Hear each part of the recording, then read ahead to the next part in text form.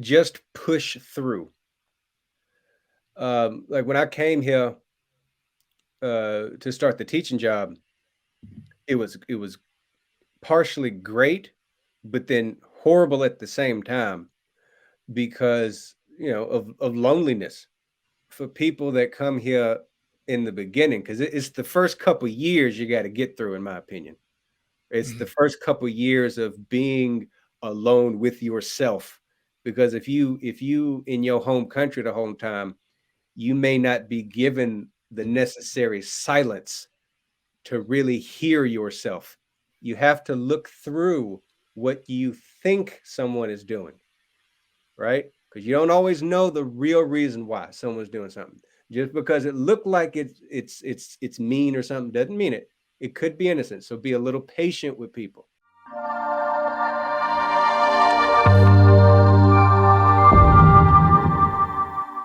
Hey guys, what's up? Welcome to another episode of the Melanated Files. My name is Ranzo, and today we're joined by Justin, right? Justin is from Tennessee in America. He's been in Japan for 9 years, and he's a practitioner of the Japanese poetry singing called Shigin. So we're going to get into his story right now. Justin, thank you so much for coming on. Thank you, man. Thank you for this opportunity. My name's Justin Bingham. I'm from Tennessee. I've been in Japan be 9 years in March, this March. Uh, my main thing here is I'm an English teacher, but I also do a little bit of translating, some photography. I'm trying to get into video editing on the side. And my main thing that I do outside of teaching is singing.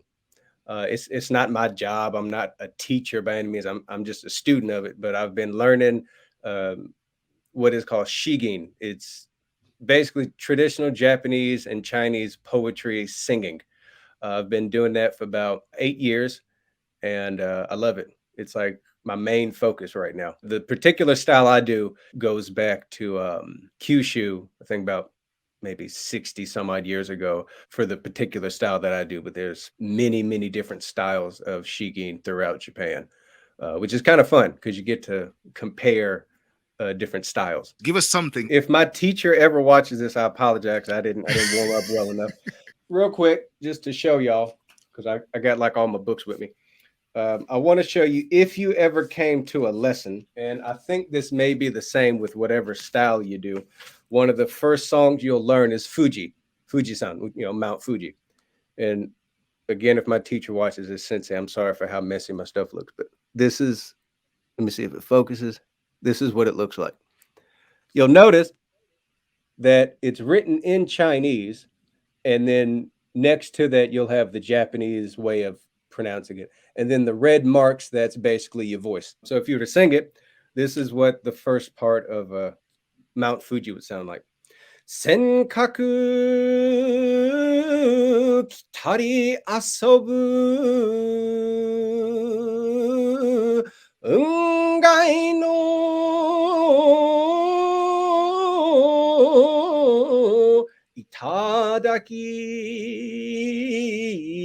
itadaki.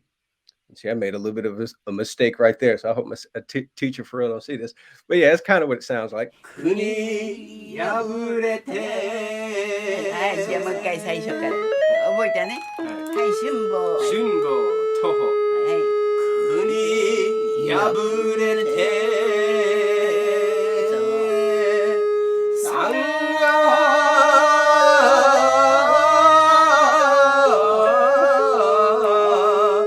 あり白 Okay, you said that it gave you some deeper understanding of Orthodox Christian singing or Yes. something of that sort. Yes. So I am, and whenever I say this, I have to like preface it like I'm an Orthodox Christian. At least I'm trying to be. Lord knows I'm working on it. And before I came to Japan, I was part of an Antiochian Orthodox church in Tennessee. The Mhm. Antiochian church is basically the church from Syria, the Middle East. One of them. Its motherland is in Damascus. Okay. Um, and so with the Antiochian church, there's a lot of influence from, well, it's the same as the Greeks and the Russians and the Romanians, but there's like cultural differences to be extremely oversimplified. And the form of music that they use in some of the Antiochian churches is a form of Byzantine chanting, which is Eastern church music. Again, it's like, really oversimplified. When I was in Tennessee, I studied a little bit of that. And when I came to Japan and I found Shigin, I found that there's a little bit of a relationship there. There's some of the sounds and some of the techniques kind of reminded me of the Byzantine music that kind of caught my attention. And to be fully honest, it's because of an elderly couple at church in Tennessee that I can thank for me eventually doing Shigin. Okay. How so? Because, and they, unfortunately, they both have passed on since I've been here. But the wife, I remember, Lee, her and her husband both used to live in Japan.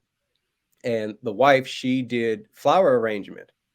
And one day she came to church, and after, church, we was sitting there, having lunch, and she had some of the photos from her when she was in Japan and the pictures of her doing the flower arrangement. And honestly, at that point, I didn't really care. I mean, I was like, I thought it was nice, but I wasn't really interested. I was like, okay, that's cool. It's whatever. Yeah. Like, it's adorable, but okay, cool. And then after that, I came to Japan, in Fukushima, where I came, and that's a whole completely other story why Fukushima, but I'll get to that later, hopefully, if there's time. And one day I was walking down the street and I saw a flower arrangement school. It was a house, but used as a flower arrangement classroom. And I said to myself, hey, that's what Miss Lee was talking about at church. Cool. And when I did that, there's this old lady in her front garden watering her flowers, and she looked up at me. She's like, what you want? It's like, and I Lord forgive me, I lied to her. I said, I'm interested in learning flower arrangement. Not really. I didn't really care. I just remembered that that's what Miss Lee talked about, and I was scared. I do what people tell me when I'm scared. You know what I mean? And this old lady welcomed me into her house, and eventually I started doing flower arrangement. Okay. Also, side note, that is extremely peaceful. If you ever get the opportunity to do flower arrangement, it's like taking nature and painting with it. It's, oh my gosh, it's amazing. Because, and just that year of doing flower arrangement is a whole other story. But like, for example, we'd be sitting there taking these flowers, and she would be telling me, okay, now imagine something with this. Imagine a story. Imagine you want to depict something. And so I remember one time we had these roses and these big leaves from another plant. And she said, okay, imagine the rose is like a geisha, a beautiful woman. And the leaves are like these big fans that she's trying to, cover herself with, right? She's beautiful, but she doesn't want to show it to everybody.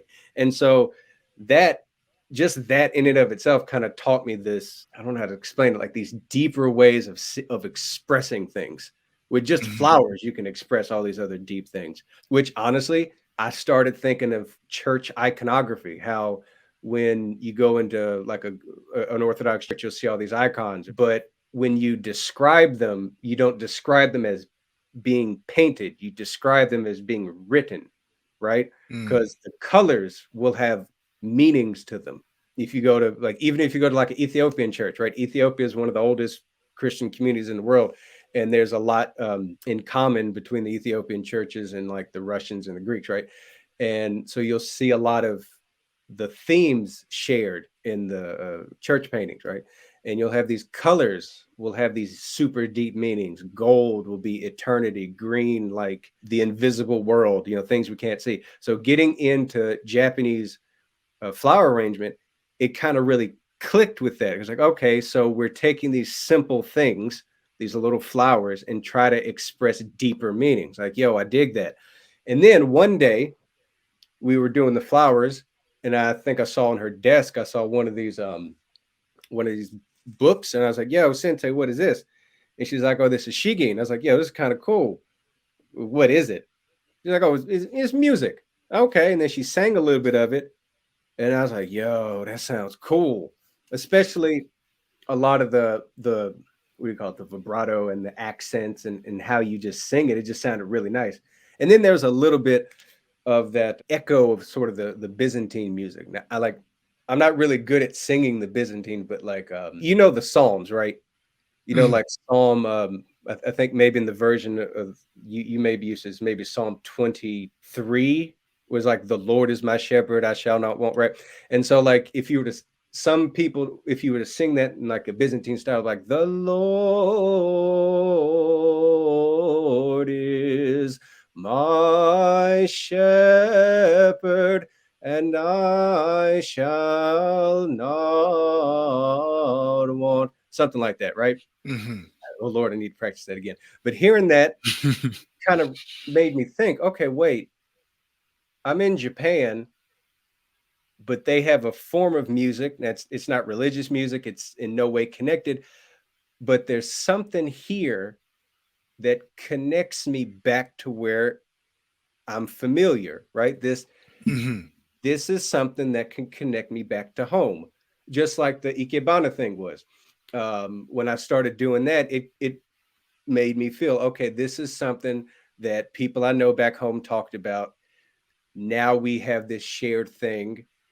I don't feel so alone here. Because, you know, I mean, like a lot of people that watch your channel, and side note, I got to again thank you for this opportunity, because not only allowing me to speak, but also the many other wonderful people you've had on, it kind of shows people that are thinking about coming to Japan, hey, yeah, it may be kind of scary, it may be kind of, you know, intimidating, but you can find those little elements of home here. You know what I mean? It may not be in the exact same form, but you can, there's always, you know, something you can find to connect you, because at the end of the day, you're dealing with people, right? We have different cultures, different backgrounds, but there are many things that kind of connect us together. But anyway, you know, that is kind of how I started doing the Shigin. Yeah. So wait, was your sensei Japanese? Yeah. Mm-hmm. Yeah. And the couple that you spoke about, they weren't Japanese. No. They were, I think, of Scottish ancestry. Okay, think. so was it your introduction to Ikebana that sort of like piqued your interest in Japan? Well, Lord, for my interest in Japan, that's a whole other different thing. That actually started when I was like maybe 5 or 6. So like I'm Okay. 32 now. So when I was 5 or 6, and reason why that happened was because my next door neighbors, they were American Japanese couple, or family. The wife was Japanese, the husband was, you know, military, you know, and they had all these tapes that I think they recorded from when they were in Japan of, you know, the classics, Dragon Ball, Sailor Moon, all that stuff, right? And so me and my older brother, we started watching that stuff. And this was like recorded from Japanese TV. So it had all them crazy commercials. And this like 80s Japanese TV. So all them like 80s Japanese commercials and stuff.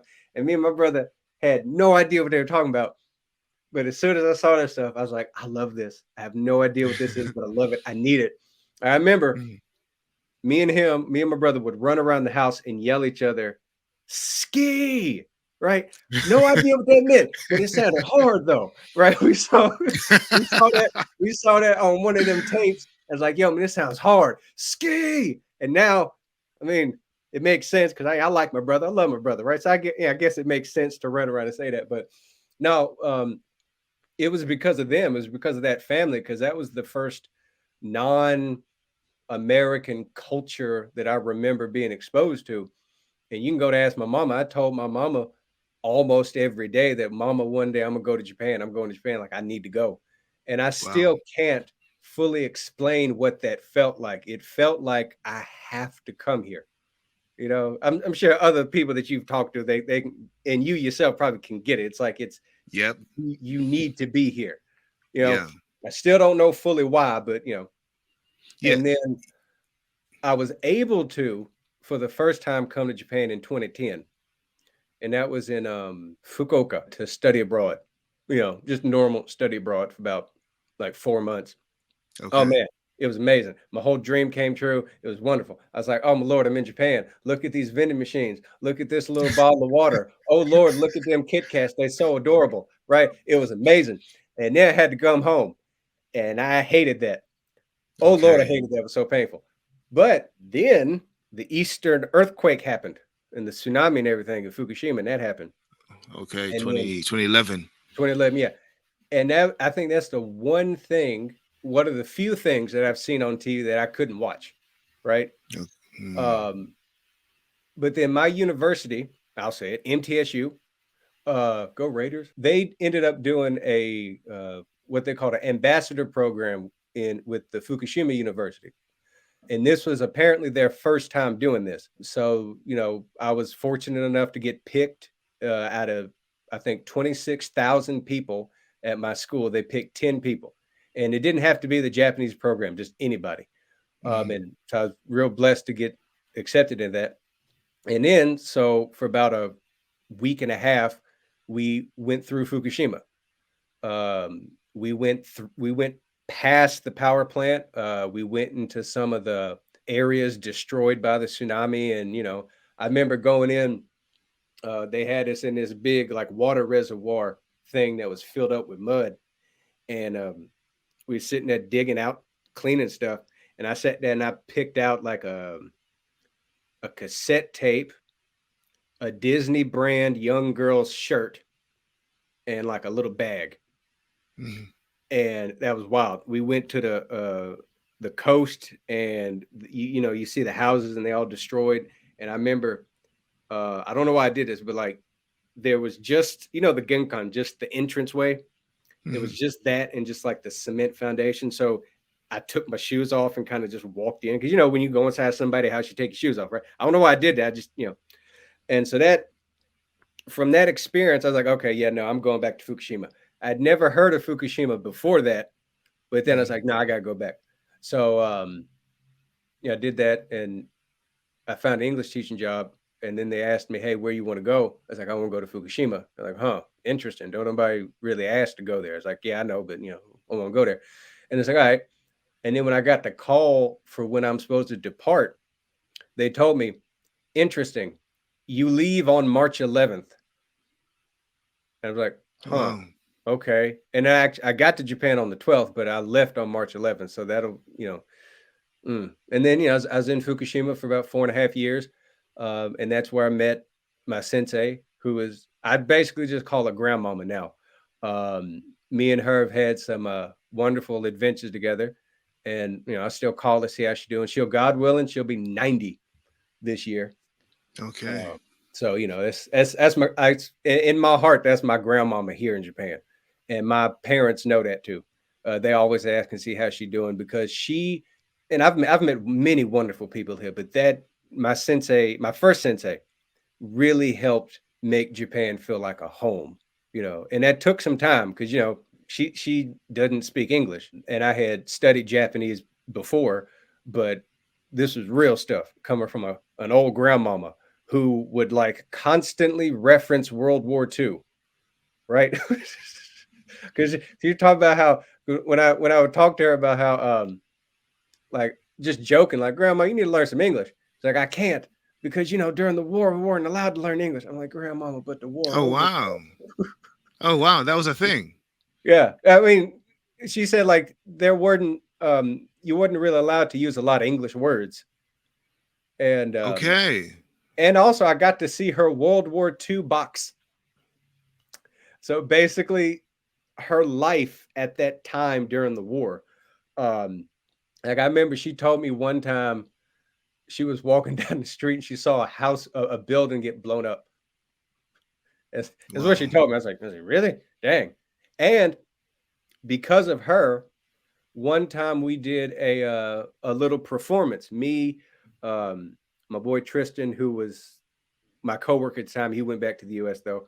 And then my girl Miki, who was doing Shigin with me. And grandmama, we went to a retirement home and we did a little performance there because I told her, I was like, hey, this is a form of music that's really popular amongst elderly people. Let's sing for the grandmamas and the granddaddies because they'll love it. And so we went up there, we did a little performance. And then after we went up to the second floor and there was this old lady there named, what's her name? Asako. And she was, I think, 94 at the time. It was maybe about 6 years ago or something. And she said to me, like in English, hello, my friend. I was like, Why are you speaking to me in English? It turns out that she used to live in China during the war as like a Mhm. medical aide. And she told me that her and her husband used to travel, and it's just, anyway, I can go on about that forever. You know. So wait, so when you went to Fukushima for the first time, right? Yeah. You stepped on that the Genkan area there. Mhm. How long were you in Japan for before you went back to the States? The program was about a week and a half. Okay, so you Yeah. came back and then you applied for an English teaching position. Yeah. Yeah. That And that was the summer before I graduated. And okay. so after that, that was, I think, in July of 2012. Oh, back up before that. In 2011, I told my university, "Hey, we need to do something," because I was super hyped. It's like, "Yo, I need to help these people." Like I still had that in my heart. Like, "Yo, man, Japan, that's my home." It ain't, but what I'm saying. Like I had this Mhm. desire to help, and so I said, "Yo, we need to get some letters together and send some letters to the kids there. They'd love that." We went to a different school, a bigger school, to propose that. And some of them didn't believe me. I'm not going to say the name of the school because they didn't believe I was going to do that. I was like, okay, fine. I'll do it anyway. And then, thanks be to God, a year later, I hand delivered those letters to a junior high school in Fukushima, Awesome. which was that was wild that happened. Wow. But yeah, so that program is about a week and a half, and then after that, I decided, y'all need to go back. And English teaching is a pretty a good way to get in Japan. So I applied, and I made it, which I don't believe I should have on my own. I think that's all a total miracle, because when I did the entrance test, uh, not the entrance, but like the exam that the company had to see how you would be at being a teacher, I basically failed it. And they told me on the phone, they said, "No, man, like your spelling, all this other stuff was terrible, but there's something there. So we're going to give it to you." And I'm Okay. like, "Wait, what?" I was like, "Lord, thank you. Lord, thank you." And, I honestly think it must be a miracle, because I've met so many people here, and been able to do some wonderful things just through these tiny little encounters, right? Like, the family at church, talking about the flower arrangement. At that point, I didn't really think nothing of it. But Mhm. then when I came here, that one little encounter with grandmama introduced me to these kind of deeper ways of thinking, through the flower arrangement and different ways of expressing things, which led to the Shigin. The Shigin led to me meeting a whole bunch of other people, Mhm. artists and, friends. And it kind of helped me expand my little network of people, and it really helped kind of make Japan feel like home, which I think Okay. is important. So when you came to Japan, right? So what was your sort of like a strategy to connect with the Japanese populace, like people? You said you met your first sensei, Mhm. in Fukushima. Yeah. Like what was it like? Were you just like you came with an open mind and you just spoke to anyone you wanted to talk with? Like how did you approach that? And also tell me about how because you said you wanted to give hope to people that they Yeah. can actually come to Japan, a different country, and like make a life, a family, a home. Like talk about that. I'll sum all that up with this: just push through. Like when I came here, to start the teaching job, it was partially great, but then horrible at the same time, because of loneliness, right? Okay. When I had my coworker with me, my boy Tristan. Me and him became real good friends, and that helped. And then eventually, I found my sensei, but not immediately. You know what I mean? I remember, one day there was this, I think it was a summer festival in Fukushima, in Iwaki, where I was, and I went to the ocean, and they had this beautiful festival, and there's these lanterns and fireworks, and that was one of the saddest days I think I've ever had here, because it just Wow. felt lonely, because I didn't have any friends. It wasn't the best at talking to people, and because if I'm in a situation where it's a whole bunch of people that I don't know, I get really nervous, and I don't really feel like talking. Mhm. So that takes me back to the whole push through thing. So if you come here, you have to be able to kind of push through some of those feelings that'll eventually get here. You're going to feel lonely. You're going to feel maybe isolated. You might feel people don't understand you or like you. But if you're able to kind of not let those feelings pull you down too much, and you can kind of survive through them, then I think it opens you up to meet some really great people. So what I did after that was like, okay, I'm gonna try and make some friends. I'm gonna try and meet some people. And what I did, because the station had a information desk, right? What I did, I went to the information desk and I asked them, "Do you know where young people hang out? Because I'm trying to find some friends." And I for Okay, real you're said being that. honest. And I became extremely good friends with those two people. And one of them eventually came to my wedding, and I want to show it to you, but it has my wife's face on it, so I don't know if my wife would want me to show it. But my friend drew this fantastic illustration of me and my wife at our when we had our wedding, and I'm still really good friends with him. And so that, when I came here, I wasn't good at making friends and all that, but yeah, I managed to kind of just reach out to people and see what happens. That's kind of another thing. Um, with meeting grandmama, when doing that, that Mhm. just happened because I just decided one day, hey, let me go for a walk. I've eventually made friends with like international singing stars through just random connections with people. I mean, I've Mhm. got friends that have traveled the world doing shigin and other forms of music just by chance. So you put yourself out there, right? So Yeah. when you said earlier about pushing through, Yeah. like what was on the other side? Was it I guess you told yourself that eventually it would get easier? Like what was that sort of like that magnetic force that pulled you, caused you to like go through the hard times? What did you tell yourself? I don't think it's me. I think it's I would say it's God saying don't give up. Just keep going a little bit further, you know. Mhm. Like I remember there were instances along this journey where I thought, okay, it's done, I'm over. I'm not going back to Japan. But then it's like, no, just keep going a little bit further. And then something happened. I'd meet this person, or this opportunity would come up. But for those, especially in sort of a negative state, when you come here to Japan, like if you're here less a year, you just got here, you're not good at the language or something. I forget who said it, but someone said something to the effect of "This too shall pass," and you Mhm. really need to keep that in mind, that this is not forever. This is not how I'm always going to be. Especially if you come to Japan and you think it's just terrible, it's horrible. Let's say you get, like I said earlier, teaching English is a pretty common job, right? Let's say you come here, you just made it to Japan, you less than a year, and you get this job at a school and you think it's horrible. It may be, or it may be you going through the process of growing.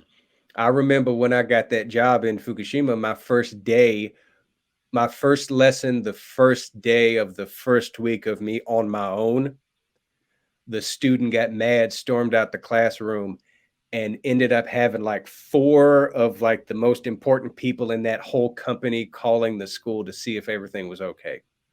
Okay. And I was freaking out thinking they're gonna fire me. I'm done.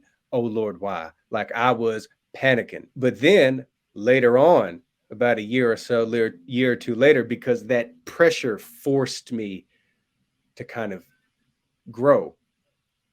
About a year or two later, I got like an award for being like a good employee or something. And that same person from upper management who called and was all aggressive and stuff was complimenting me in an email.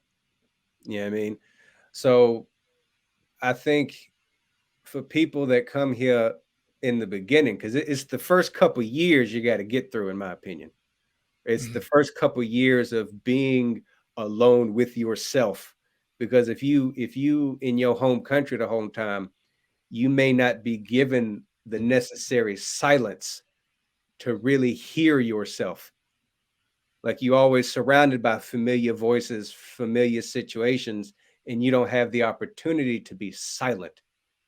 And sometimes maybe it's that discomforting silence that helps us grow. There's a thing in the East, and I hope I'm using it correctly. It's called hezekiah. Like you'll hear it a lot in the Greek who have acquired this inner peace, right? And I think a lot of us, we don't do well being alone because we don't know how to deal with our inner selves. We don't know how to hear those inner voices and deal with them. And so I think me coming to Japan, I said, I think I wrote to you something about Japan ultimately becoming like a home here and finding my family here, not only my wife and her family, but also family through the music I do and everything. And, just like with a family, it takes time for people to grow and to learn.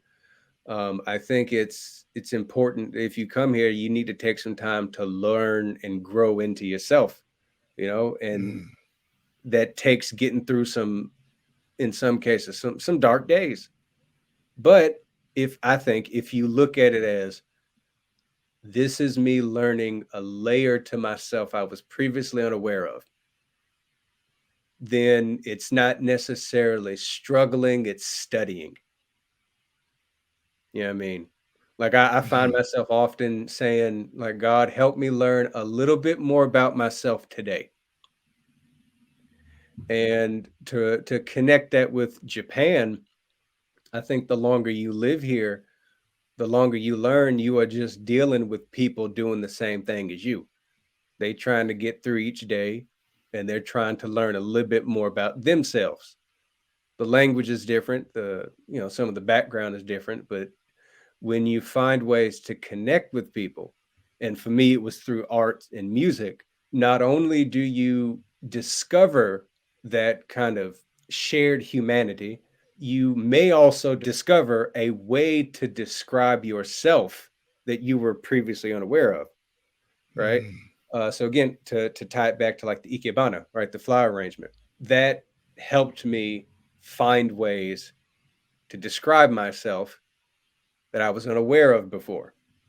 Or doing the Shigin, right? Because there's all of these poems in there. Like To there's one, describe or express, you mean like to express yourself, right? Or yeah, to describe or express myself. Yeah, express myself outwardly, right? Like with the Shigin here, there's one poem called Seiyashi.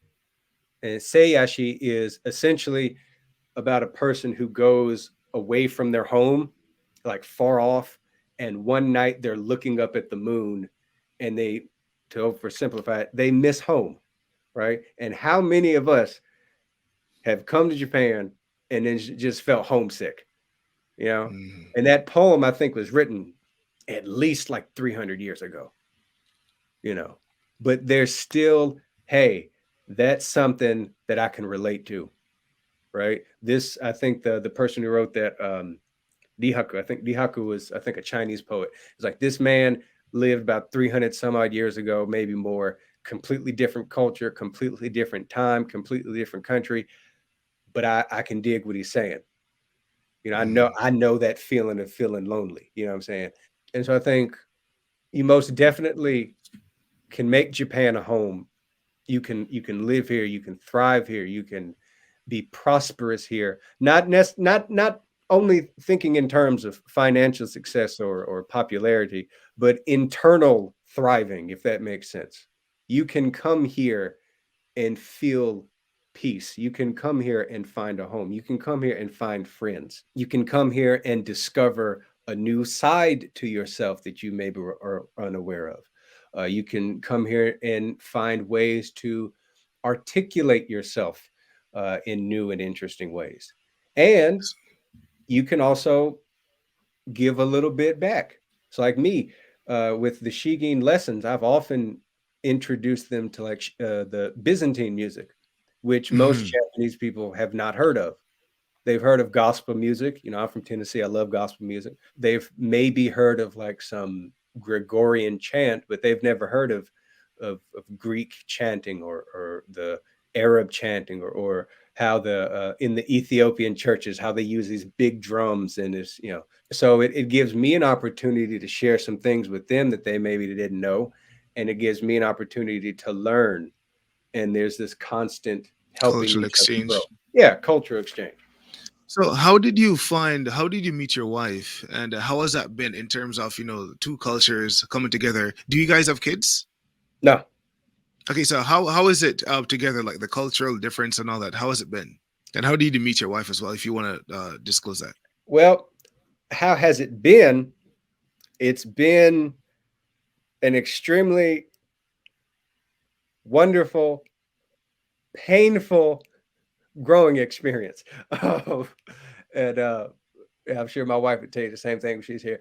Uh, and how I met her in Fukushima, Fukushima City, through a mutual friend. Is actually one of the members of that volunteer group that I did back in 2012. He was doing his own kind of English circle in Fukushima City. And he's like, "Hey, Justin, why don't you come up?" I was like, "All right, cool." And at that time, I just started doing Shigin, maybe about a year, right? And I brought my book and I sang a song there. And my wife keeps telling me at the beginning, she did not like me at all. She was like, "Oh man, you were like super American," right? And the, the way she described it, like she saw me and I was like, "Hey, yo." And she's like, "Yeah, no, it's too much. It's too much." But then I did the Shigin and she was like, "Okay, you really like Japanese culture. Cool." And then we started talking. And me with my stupid self, I thought, man, this woman's talking to me. She must like me. And I told her, I felt this way like after this, like after we got married, I told her this, and she started laughing. No, and that kind of hurt that pride. You know what I mean? That like that. I was like, I thought, no, I just like talking to you. I'm like, oh dang, okay. But we started talking, and then I think about a year or two later after that, we ended up getting married at a lovely church in Fukushima, like the only Orthodox church in Fukushima, which Okay. she wasn't Christian before we got married. And that kind of, we had this like year-long religious conversation because I told her like Okay. it's important for me to have this church wedding, but I don't want to force you. But like we need to have a talk about it, right? And she was like, "All right, cool, let's talk about it." I remember one time we went to this cafe at the base of a really beautiful shrine, right? Mhm. And we just talked about it and talked about it. And then we asked her parents, and then her mom was like, "Yeah, well, people will convert often to get married. Sure, why not?" And so that I thought that was wonderful because we were real worried about what her parents would say. And she got baptized, and then we had the wedding in the church. And then the elderly people at the church, because it's only old people at that church, Okay. said, "Wait a minute, when was the last wedding here?" And they like, "Wait, it's 45 years ago." So that's a whole other different like hours worth of stories in that. But yeah, we got married, and then yeah, it's been, I would say honestly, a wonderful struggle Mm. in terms of the cultural difference. I mean, because I see it all through a spiritual perspective. I think it's an incredible struggle in the best possible way, because my wife has taught me so much about myself, both directly and indirectly. Um, Mhm. a lot of the ugly things about myself that I either did not know or did not want to realize about myself. Mhm. And it kind of goes back to that little prayer I mentioned earlier of like, Lord, just help me understand something about myself today. And it's that slow unpeeling of layers of I know not everyone who watches you is Christian, but this is kind of how I see things. It's how we have this, it says like we're made in the image of God, right? That Mm. that baseline holiness that we are crafted out of. But on top of it is all these layers of just mistakes and all the dust Gunk. from falling down, right? All the gunk from falling down, essentially, right? Yeah. And then kind of being with my wife has helped kind of clean that away and kind of helped me Mm. realize, you know, like I remember right after she got baptized, because of how I am, I'm like, I want things done my way and I want them done right now. You know what I'm saying? It's like, okay, I want my wife to be this false image of like a perfect Christian wife, and I'm by no means a good Christian, my darn self. And then what the elderly ladies at the church told me in a very sweet and loving voice, they said, no, you let her walk this path on her own. You let her come to things in her own way. And I think even those of you that are watching this that aren't even Christian can take from that the incredible importance of just waiting. Because I can't tell you how many times I've been here and I have convinced myself that things need to be done right now. But then everything around me says, no, just wait. Right. And I remember one time just randomly at the house, my wife said a little prayer for me. And I stopped and I looked at her. I was like, did you just do that? She was like, yeah. Like, huh. And then, bruh, like my wife has dropped some knowledge on me that made, like, I wanted to call her a pastor or something. I was like, what, are you preaching to me? Wait, you've been Christian like what, 3 years? And I told her, it's like, hold up, woman, you can't out Christian me. Hold up, what? You know, like, and it's all about that patience thing, because you never know, right? Like here I am at certain parts of me think, oh, I come from, you know, I know my Bible, so on and so forth. And then my wife will say something to me that is just incredibly profound while she's just drinking a thing of beer. You know what I mean? And that's happened a couple times. Like me and her will go drinking, and we're sitting there drinking, and my wife will drop some knowledge on me, and I'm just like, whoa. Right, I should be drinking beer. I was like, dang, what is you? Like, you can't. And again, I'll go back. I'll tell her, you can't out Christian me. Hold up, you know. Yeah. But that, you know, that goes back to the whole of you don't really know what you're going to get here. But if you are hopeful, I think almost anything that can happen here can turn into a fantastic opportunity to grow. So what's the primary language that you guys use? Is it English or Japanese in the household? Japanese. How did you learn Japanese, right? Trial and error. And also a large thanks goes to my grandmama sensei. And also, side note, my current sensei, Kaneko sensei, I love her because I know she's going to eventually watch this. And she'll be like, I love her to death, but her English is fantastic. So that just, you know, that's, I don't need to practice that hard because her English is fantastic. But with my grandmama sensei, because in the beginning she couldn't speak any English and she still really can't, it forced me to kind of learn through her. And that helped a lot when eventually meeting my wife, and then because her parents don't speak English. And so that kind of helped with that. But, you know, I try to study Japanese in a whole bunch of different ways. I have my Shigin books. I have the explanations, which are written in standard Japanese. You know, I've tried manga. I get all these textbooks. Sometimes I'll read through like magazines, TV, and just essentially just exposing myself in many different ways to help learn it. And my main thing is through listening, because like I'm legally blind, so I don't really like reading so well. But my ears are a lot better, so I'll just listen to a whole bunch of things. And sometimes I'll even put stuff on like double speed, you know, just to get my brain used to it. There's a whole bunch of different ways. I mean, honestly, if you're coming to Japan and you want to get some real good experience with the language, like honestly, go to like your city hall and see if they do volunteers. Because when I was in Iwaki, I had a volunteer, Megami, I love her, and we would just sit and talk. And yeah, we'd have the textbooks, but just that exposure to just natural speed Japanese, natural conversation, it made it less scary. And if you make it less scary, it opens you up to learn a whole bunch of other things. I think that would be the biggest hurdle to get over, is the fear of the language and kind of the embarrassment that may come, right? Because you may be second guessing yourself and all this other stuff. And I give you one little tip that my Inca sensei gave me, because I'm starting to learn how to sing Japanese Inca music, right?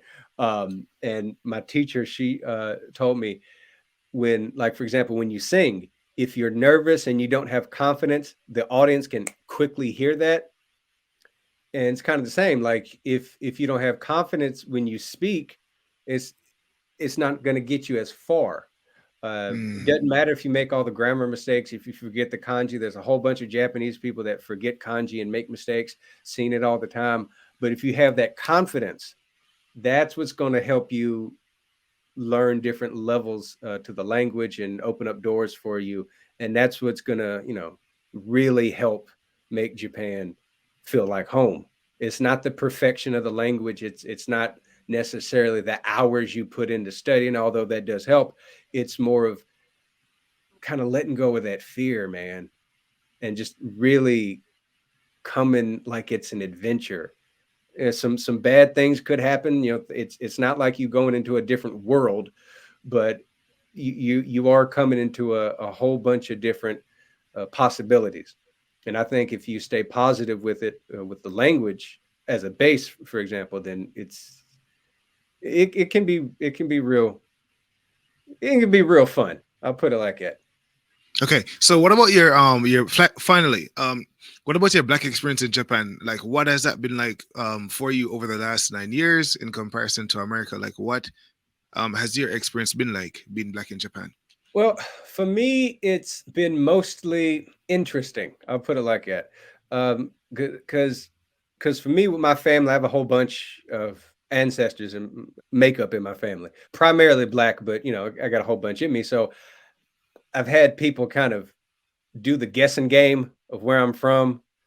I've gotten Ethiopia a few times, which I was like, thank you. I don't know how you saw Ethiopia in me, but thank you. I love Ethiopia.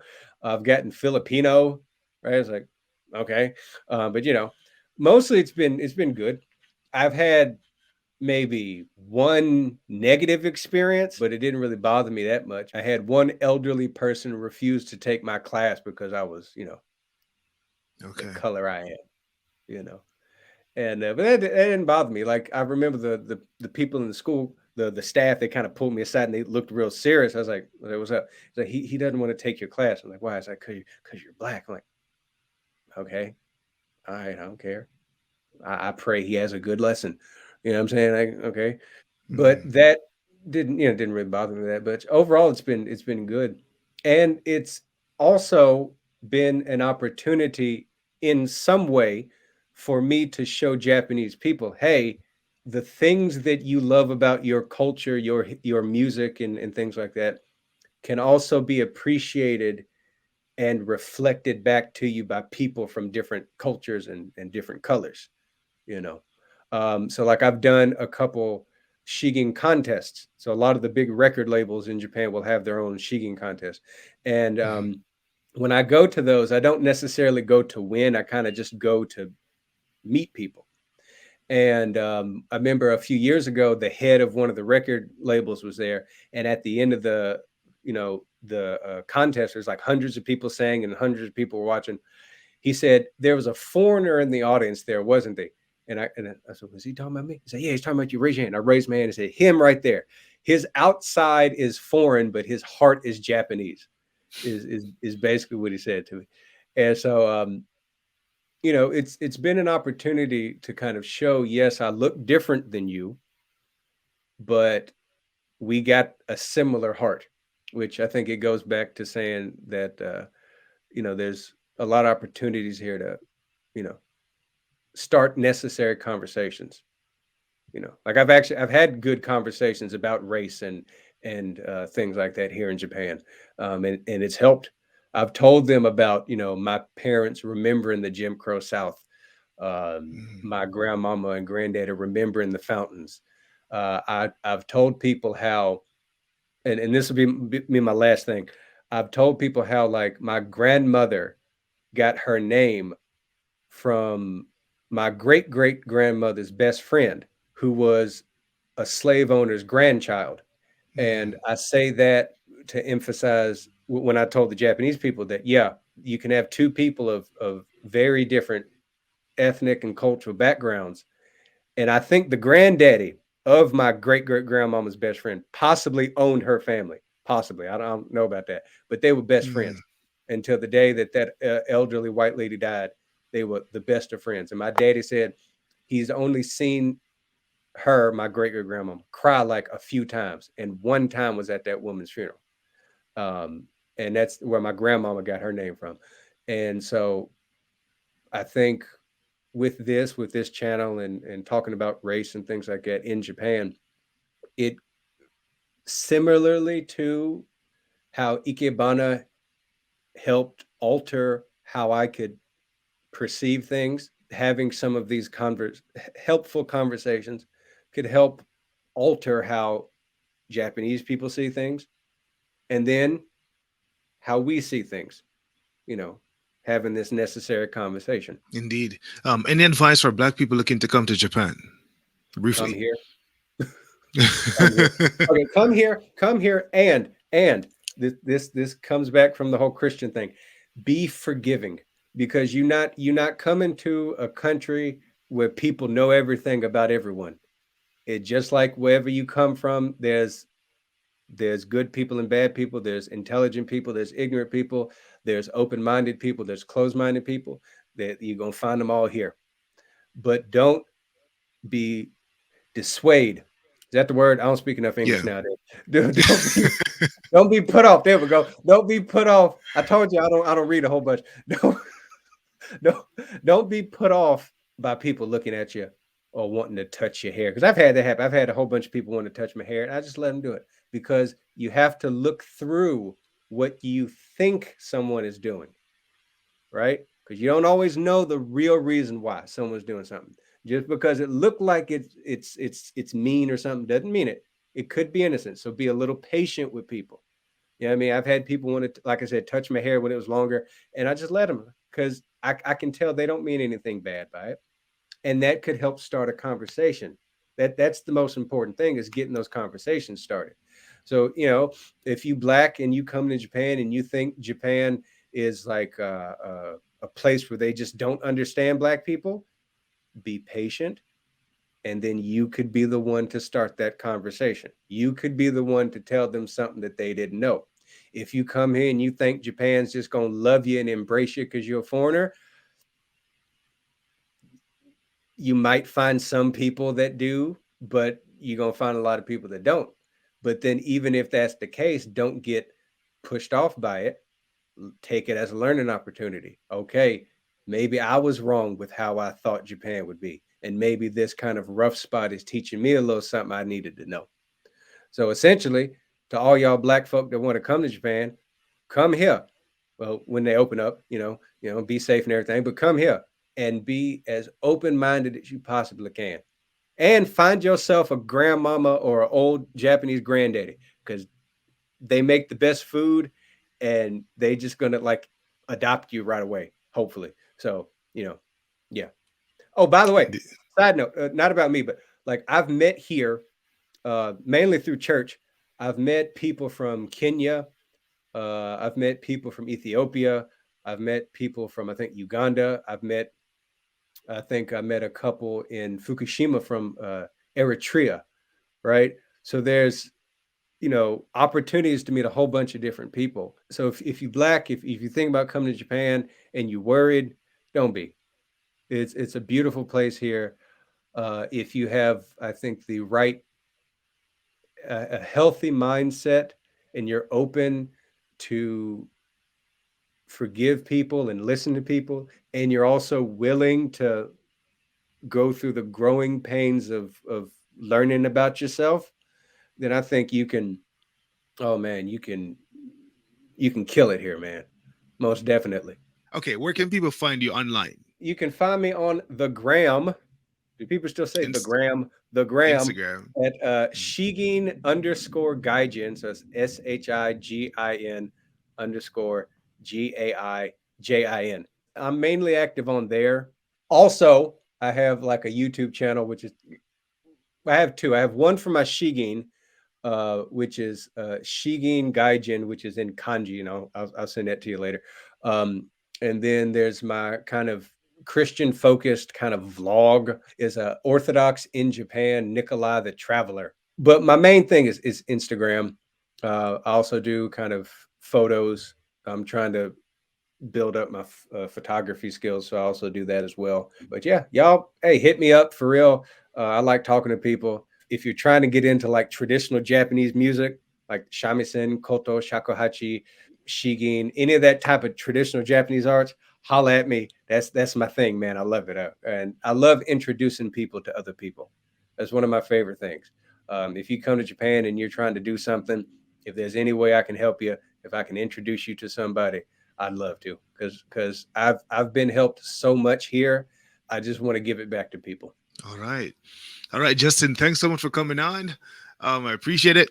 Guys, thank you so much for watching. If you enjoyed this video, please give it a big thumbs up and remember to subscribe to this channel for more videos like this. Until next time, thanks for watching. Bye for now.